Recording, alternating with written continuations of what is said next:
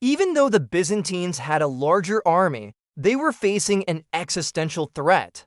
So let's just say that morale wasn't exactly high. The Byzantine military, at least on paper, was the most powerful in the Mediterranean. Emperor Romanos Diogenes, despite being surrounded by enemies, was not a man to shy away from a fight. He was eager to prove himself and his army's superiority against the so-called barbarians from the east. But as it turned out, the emperor had perhaps a bit too much confidence in his troops. During the 10th century, the Byzantine army had gone through some hard times. Once the proud Tagmata and thematic troops of the empire, the elite soldiers who had defended Rome from the Arabs and the Bulgarians were now a shadow of their former selves.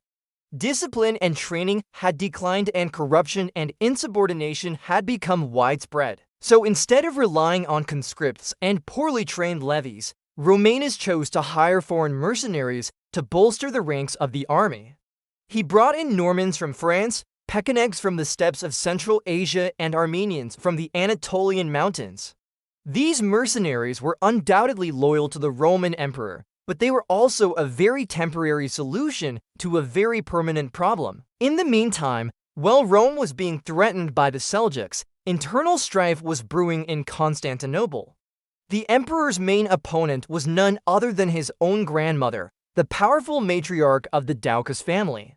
She was a shrewd politician and had managed to acquire great wealth and influence in the capital, and she had no intention of letting her grandson, the emperor, take that away from her. So when the Seljuk Turks approached the city, she saw an opportunity to get rid of him. She encouraged the citizens of Constantinople to rise up against the emperor and even open the gates of the city to the Turks. As the Seljuks stormed the city, the people of Constantinople rose up against Romans, and so the emperor found himself fighting not only against an external enemy, but also against his own grandmother and her allies. To make matters worse, the mercenaries he had hired were nowhere to be seen. When the time came for them to fight, they abandoned their posts and fled.